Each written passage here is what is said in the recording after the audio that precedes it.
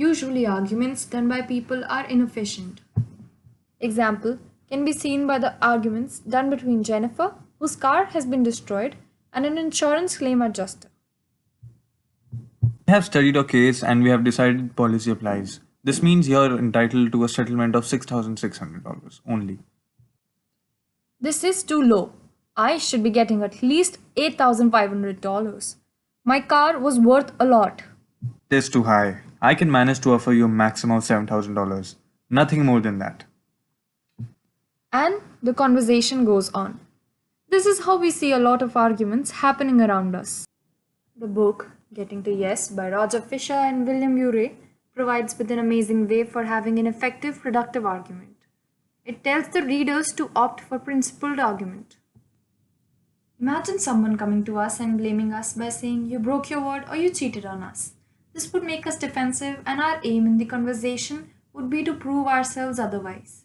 It is important to make our pain point heard, however, this blaming can get counterproductive. A simple statement like, "I feel let down," in place of "you broke your word," can easily solve the problem and make the other person really try and understand our problem. Another important key takeaway is how oftentimes we tend to make assumptions about the other party's interests based on our fears, our judgments. Now, in such cases, it might be that we don't really understand the interests of the other party or vice versa.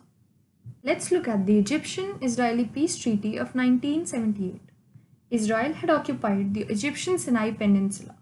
When Israel and Egypt sat down together to negotiate a peace treaty, their positions were incompatible. Israel insisted on keeping some of the Sinai. Egypt, on the other hand, insisted that every inch of Sinai be returned to the Egyptian sovereignty. Time and again, people drew maps showing possible boundary lines that would divide the Sinai between Egypt and Israel. Compromising in this way was completely unacceptable to Egypt. Their interests, instead of the positions, made it possible to develop a solution. Israel's interest lay in security. They did not want Egyptian tanks on their borders. Egypt's interest lay in sovereignty. The Sinai had been part of the Egypt since the time of pharaohs. Egypt and Israel agreed to a plan that would return the Sinai to complete Egyptian sovereignty, and by demilitarizing large areas would still assure Israeli security. The Egyptian flag would fly everywhere, but Egyptian tanks would be nowhere near Israel. Understanding interests and making your interest heard is vital.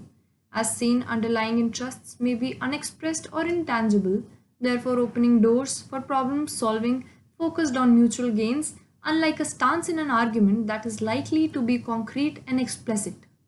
Now, let's look at the first argument when Jennifer follows the principles taught in the book. We have studied your case and have decided the policy applies. That means you're entitled to a settlement of $6,600. I see. How did you reach that figure? That's how much we decided the car was worth. I understand, but what standard did you use to determine that amount? Do you know where I can buy a comparable car for that much? How much are you asking for? Whatever I'm entitled to under the policy. I found a second-hand car just about like for $7,700. Adding the sales and excise tax, it would come to be around $8,000. $8,000. That's too much.